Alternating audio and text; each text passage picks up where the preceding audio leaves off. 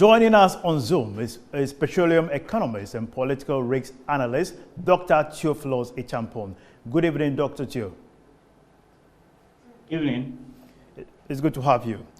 Now, on this particular development, we know that Eni announced somewhere in July of a discovery of oil. And later in the month, we also knew that Accra court ruled that 30% of their Sankofa revenues will be sent into the escrow account. Subsequently, we've had directives by the Ministry of Energy.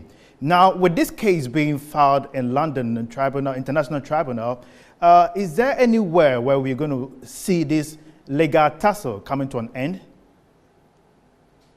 Good evening once again. To answer that, I think we need to kind of paint a little bit of a history in terms of where things have traveled so far.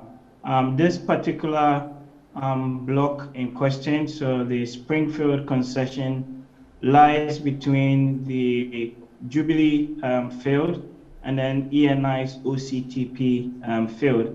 It was one of the bits of the block that was relinquished by the Jubilee partners after they carved out what we call the development and production area. And then it was subsequently offered to Springfield to explore for oil. So Springfield drilled a well and they announced the discovery. But what normally happens in the industry is that once you've announced the discovery, you then have to do appraisal to test the extent and the materiality of that discovery. And as far as I'm aware, that hasn't been done.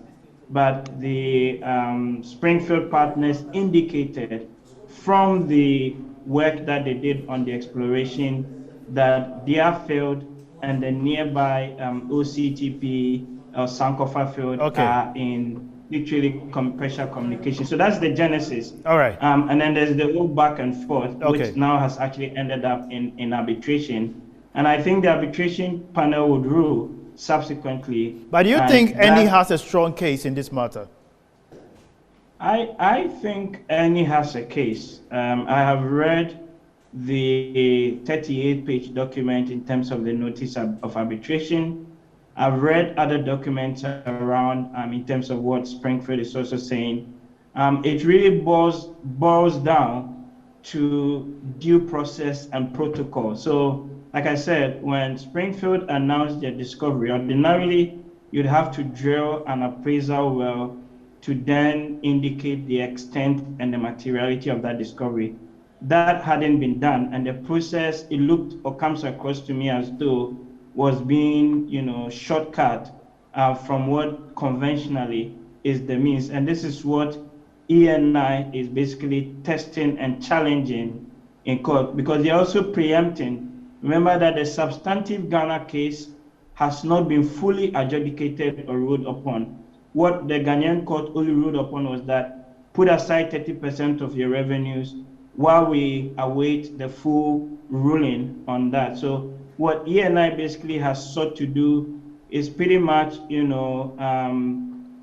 go one step ahead and then trigger the arbitration clauses under the respective petroleum agreement to say what is being proposed would not inure to their in just 5 seconds, is this likely going to lead to another judgment debt?